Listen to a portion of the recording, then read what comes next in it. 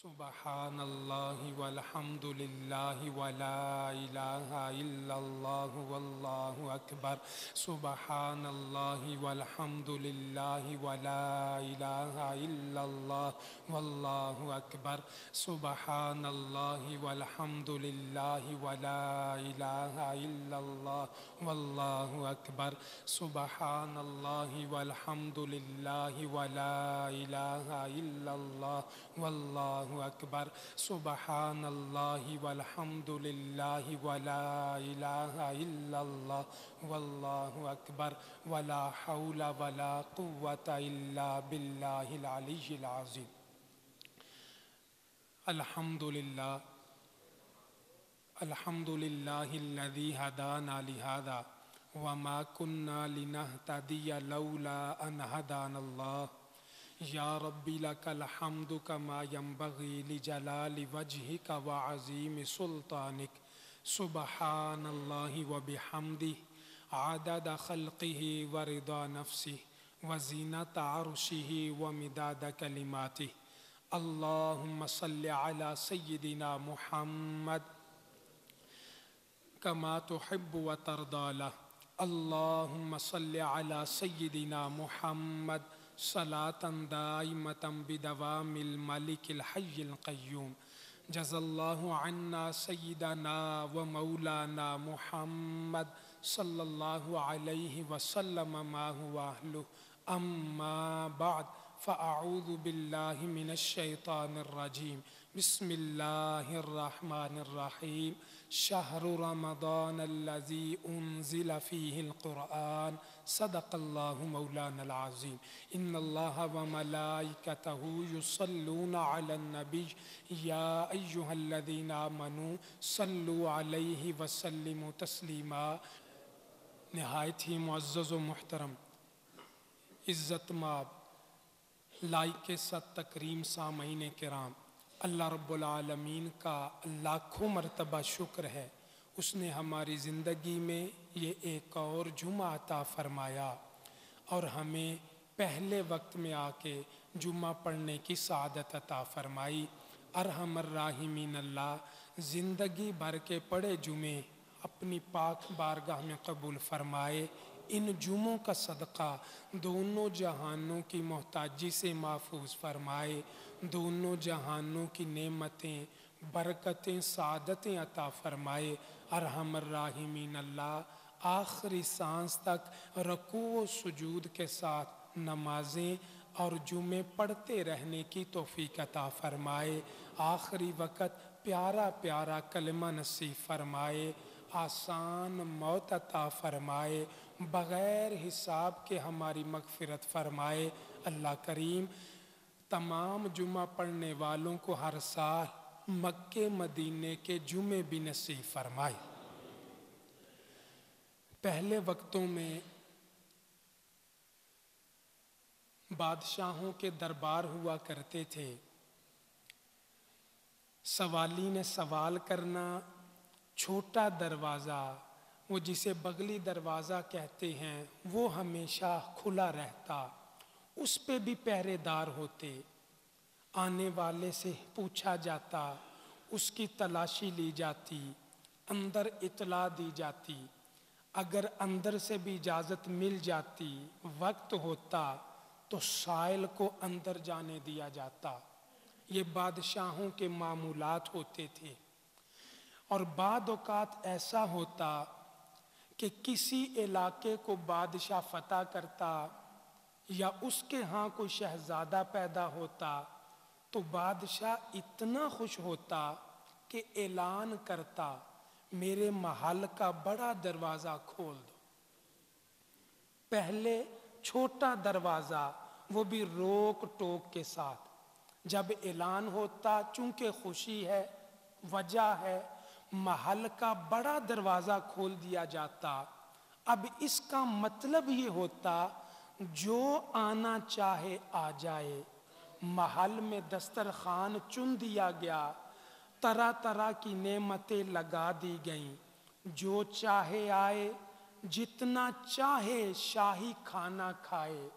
وہ میزبانی ہو رہی ہے، لوگ آتے، फुकरा आते, साइलीन आते, कोई भी आ जाता, चूँकि महल का बड़ा दरवाज़ा खुला है, रोक टोक भी ख़त्म है, सवालो जवाब भी ख़त्म है, इजाज़त का मामला भी नहीं, बड़ा दरवाज़ा खुला है, आ जाओ, जो चाहते हो खाओ, अपना पेट भरो। लोग आते, खुशी खुशी आते, अल्लाह की नेमतें खाते, वापस चले जाते। फरमाया इसी तरह जब रमज़ान का महीना आता है, अल्लाह आसमानों के दरवाजे खोल देता है, और खोल के अल्लाह करीम आवाज़ लगाता है, रात को सदा बुलंद होती है, मांगने वालों मुझसे मांगो, जो मांगोगे मैं अल्लाह तुम्हें आता फरमाऊंगा। और सिर्फ ये एक रात की बात नहीं, खुसूसियत के साथ, ये पूरा साल भी रात को हदीस में आया, लेकिन खुसूसियत के साथ फरमाया रमज़ान की हर रात में ऐसा होता है, अल्लाह करीम ख़ास रहमतों का नज़ूल भी फरमाता है, दुआओं की कबूलियत भी होती है, और अल्लाह करीम बंदों के लिए मुस्तजाब भी फरमा देता है। तो रमज़ान इतनी अज़मतों वाला, इतनी बरकतों वाला, इतनी शानों वाला रमज़ान है कि मैं और आप रमज़ान की सारी बरकतों का शायद अंदाज़ा नहीं लगा सकते कि अल्लाह करीम ने रमज़ान में क्या कुछ अता फरमाया है। आप जानते हैं इंसान फ़र्ज़ अदा करता है और फ़र्ज़ के अलावा नवाफिल पढ़े तो कितने ही नवाफिल पढ़े, फ़र्ज़ की बराबरी नहीं कर सकता। फ़र्ज़ आला है, नवाफिल नीचे हैं। मिसाल के तौर पे इशा की नमाज बंदा अदा नहीं करता और कहता है इसके बदले मैं नवाफिल अदा करता हूँ, 34 रकतें भी अदा करे नवाफिल की, इशा की नमाज का पूरा नहीं होगा। नमाज फ़र्ज़ है, नवाफिल अपनी जगह है। फरमाया रमज़ान इतनी शान वाला है, बंदा कोई भी नफल करता है, अल्लाह रमज़ान का सदका फ़र्ज़ का सवाब अता फरमा देता, उस नफल को फ़र्ज़ का मुकाम मिल जाता है। यह रमज़ान में होता है, और रमज़ान के अलावा पूरा साल नहीं हो सकता। बल्कि इससे भी अगली बात है, आप सल्लल्लाहु ताला अलैहि वसल्लम हज से वापस आए, एक अंसारिया सहाबिया उन्हें देखा, फरमाया आप हज पे नहीं गई? अर्ज़ की या रसूल अल्लाह, 2 ऊंट थे, एक पे मेरा शौहर, दूसरे पे बेटा, सवारी नहीं थी, ज़्यादा राह का इंतज़ाम नहीं, इसलिए हज पे नहीं जा सकी। आका करीम ने क्या पूछा, हमारे साथ हज पे नहीं गई? अर्ज़ की या रसूल अल्लाह, इंतज़ाम नहीं था, न जा सकी। अब सुनिए रमज़ान की फजीलत। फरमाया रमज़ान आएगा ना, उस रमज़ान के महीने उम्रा कर लेना, रमज़ान के महीने उम्रा कर लेना, ऐसे ही होगा जैसे तुमने मेरे साथ हज अदा किया। ये रमज़ान की फजीलत है। अंदाज़ा लगाइए रमज़ान की बरकत, रमज़ान की अज़मत और रमज़ान की शान क्या है। अल्लाह करीम हमें रमज़ान की सारी बरकतें अता फरमाए। फ़ी ज़माना ये हमारे यहाँ ये गटरों का रवाज है, सीवरेज का निज़ाम है, तो आप देखते हैं मिसाल समझने के लिए, तो कोई उसका ढक्कन उठा के ले गया, किसी ने ऊपर नहीं दिया, दहाना खुला हुआ है, गहरा गड़ा पड़ा हुआ है, छोटे बच्चे आए, चलते हुए नादानी में गिर गए, देख नहीं सके, ठोकर लगी, वो गाड़ी चली, उसमें आ गया टायर, फंस के रह गई। क्यों? उसका ढक्कन उतरा हुआ, उस गड्ढे को वो पुर नहीं किया गया, गाड़ी भी रुक गई, इंसान भी गिर गया। अब सुनिए, फरमाया पूरा साल अपने गुनाहों की वजह से, अपनी बुराइयों की वजह से, अपने जुर्मों की वजह से तुम दोज़ख में गिरते रहते हो, گرتے رہتے ہو، لیکن رمضان عجیب شان والا، رمضان عجیب برکت والا ہے۔ فرمایا جو ہی رمضان کا چاند آتا ہے اللہ دوزخ کا دروازہ بند فرما دیتا۔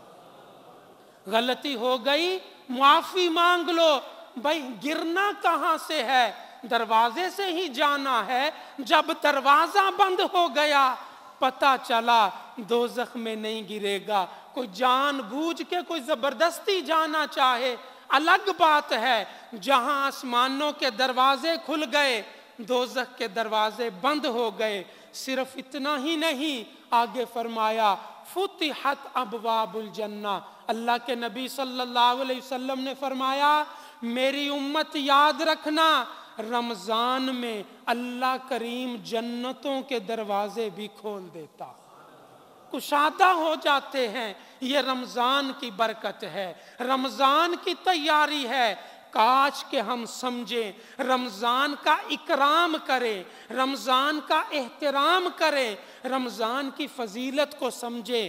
رمضان ہمارا انتظار نہیں کرے گا، رمضان ہمارے لیے رکے گا نہیں کہ یہ مسلمان رمضان کی ابھی تیاری کرنی ہے، ابھی انہوں نے ذہن بنانا ہے، ابھی انہوں نے نیکی کرنی۔ نہ رمضان آئے گا، وقت مقررہ پہ واپس چلا جائے گا، تیاری ہم نے کرنی ہے، رمضان کا خیال ہم نے رکھنا ہے۔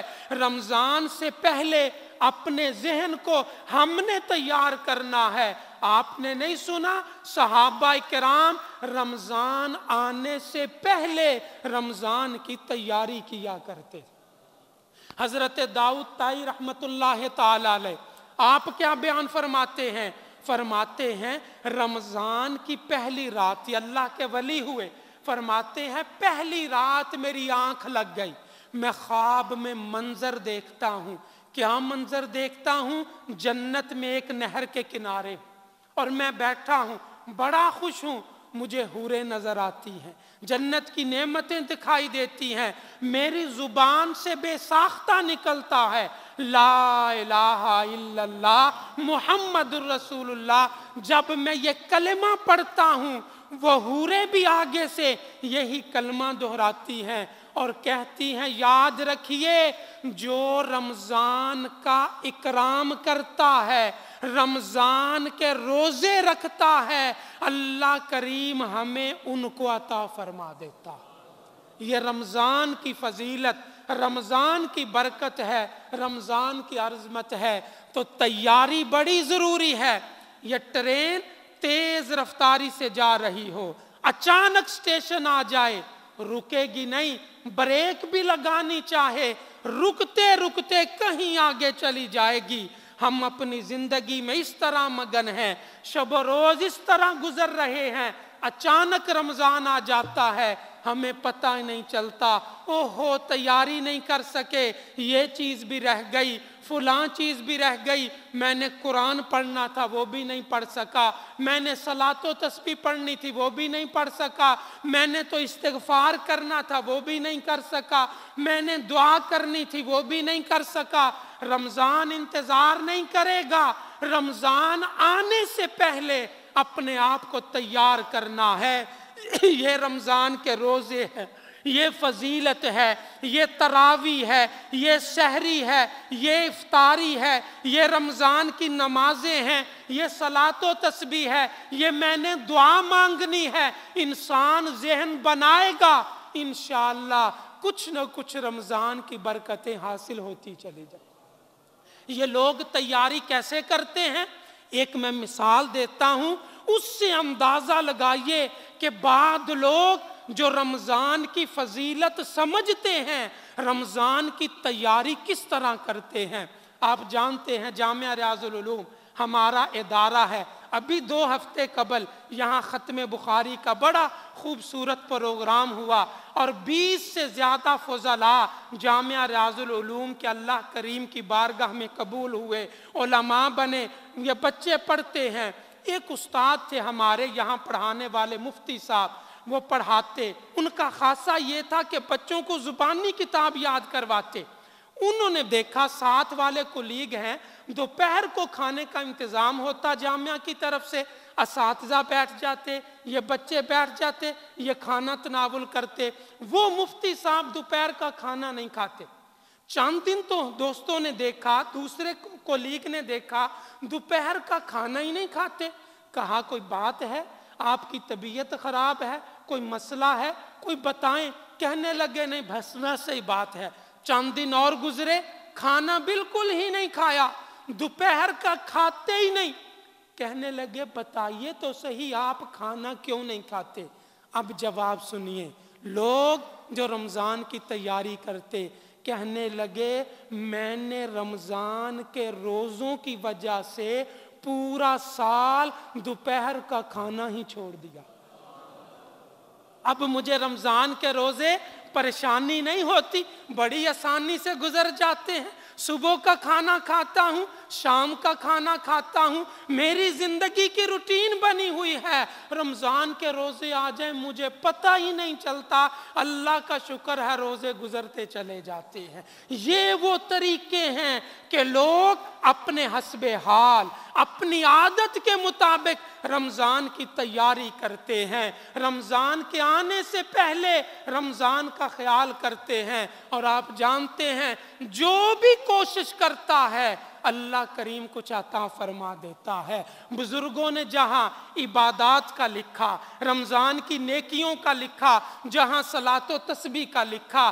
جہاں صدقہ خیرات کا لکھا، جہاں دیگر چیزوں کا لکھا، وہاں یہ بھی یاد رکھیے رمضان آنے سے پہلے لوگوں کے حق بھی ادا کیجئے۔ اگر کسی کا ہم پہ حق ہے اور وہ رو رو کے اللہ کی بارگاہ میں رات کو دعا کرتا ہے مولا میرا حق کس نے مارا ہے، میرا حق واپس کیا جائے تیری بارگاہ میں، اور ادھر ہم رمضان کی راتوں میں دعا کریں مولا یہ دے دے یہ دے دے، کسی کا حق مار کے نعمتیں ملنا بڑا مشکل ہو جاتا ہے۔ غور کیجئے، کسی کے پیسے تو نہیں کھائے، کسی کا حق تو نہیں مارا، کسی کی حق تلفی تو نہیں کی، کسی سے زیادتی تو نہیں کی، کسی کا دل تو نہیں دکھایا، کسی کو بلا وجہ پریشان تو نہیں کیا۔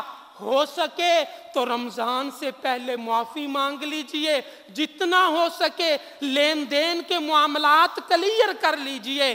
زکوٰۃ کا تو بڑا خیال کرتے ہیں، کرنا بھی چاہیے کہ زکوٰۃ ادا دی جاتی ہے، لیکن یاد رکھیے زکوٰۃ سے بھی زیادہ ضروری یہ قرض ادا کرنا ہے۔ قرض لے کے بھول گئے، ذہن میں نہ رہا، اور فرمایا قرض دینے والا جس نے اللہ کی رضا کے لیے قرض دیا وہ انسان کو ضرورت بھی ہے لیکن صبر کرتا ہے، مل جائے گا مل جائے گا مل جائے گا۔ اللہ قرض دینے والے کو روزانہ اتنی رقم صدقہ کرنے کا ثواب عطا کرتا ہے۔ انسان جو قرض دیتا ہے اسے روزانہ اتنی رقم صدقہ کرنے کا ثواب ملتا ہے، اور جو مہلت ہونے کے باوجود، گنجائش ہونے کے باوجود قرض واپس نہیں کرتا، حق واپس نہیں کرتا، اسے پھر بلا وجہ گناہ ملا کرتا ہے۔ کوشش کیجئے ان گناہوں سے اپنے آپ کو بچائیے، اپنے ذمہ کرم کو صاف کیجئے، انشاءاللہ رمضان کی برکتیں ہوں گی، رمضان کی رحمتیں ہوں گی۔ جتنی کوشش کریں گے اتنی محنت کا ثواب ملے گا، اتنا اجر ملے گا۔ بزرگان فرماتے ہیں شاید پورا سال قرآن کریم نہیں پڑھا جاتا، قرآن کا رمضان سے بڑا گہرا تعلق ہے۔ اللہ کریم نے کیا فرمایا؟ شہر رمضان الذی انزل فیہ القرآن، رمضان کا تعارف ہی کرایا جا رہا کہ قرآن کو میں نے رمضان میں نازل کیا ہے۔ رمضان اور قرآن بڑا گہرا تعلق ہے۔ آج وہ کہاں ہیں ہمارے بزرگ، ہمارے اسلاف کدھر ہیں جو روزانہ رمضان میں ایک پورا قرآن پڑھا کرتے تھے؟